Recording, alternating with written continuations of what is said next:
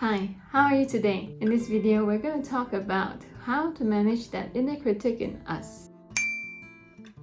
I'm Huey. I'm a licensed professional counselor at Heart to Heart with Me. I post mental health education videos here on a weekly basis. In this video, I talked about how our inner critic could be mean to us and how it's holding us back. The inner critic makes you put a magnifying glass on your perceived faults. It makes you doubt your judgment, and most importantly, it prevents you from being the best version of yourself. Allow me to elaborate. Our inner critic learns to be there and give us harsh comments or say anything mean to us because on some levels, we are afraid that without it, we won't perform well in school, at work, or perform at all. But where did our inner critic learn that? In most cases, we learn this critical voice from the people around us. Almost no one can escape it, including myself. Maybe you've heard phrases like this. Why are you so lazy? Why aren't you working harder? Why are you so stupid? If you don't do well in the exam, I'm sending you to the orphanage. Through interactions with others in our early years, we learned and adopt those critics because that was the approach that was available to you.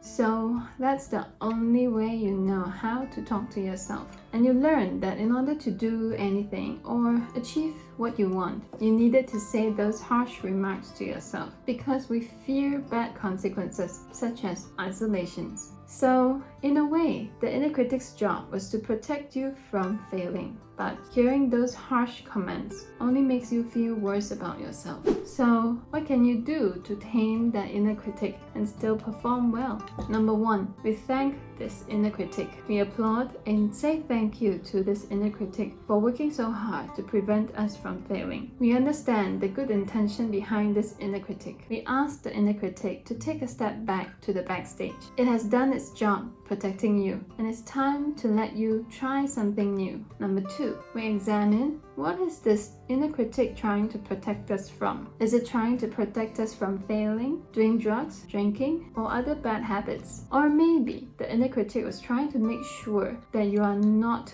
weak, that you are not stupid, unlovable, or unworthy. Does this sound familiar to you? This step is incredibly challenging, so I encourage you to find a therapist near you to help you with this. Because when you try to examine the intention of this inner critic, it might throw harsh remarks at you again, and I don't want you to be hurt again. Number 3, we examine what else we can do to succeed without using all those harsh remarks on ourselves. Maybe some tender loving care for ourselves, or a sticky note to remind ourselves of our strengths. We can become our own cheerleader. This takes practice. Practice to be kind to yourself, practice to encourage yourself, because the inner critic has been in charge for a very long time. It's not easy to ask it to just let go and let TLC take over. So practice, lots of practice. Even if it's 1 step forward, 2 steps back, it's okay. The important thing here is to keep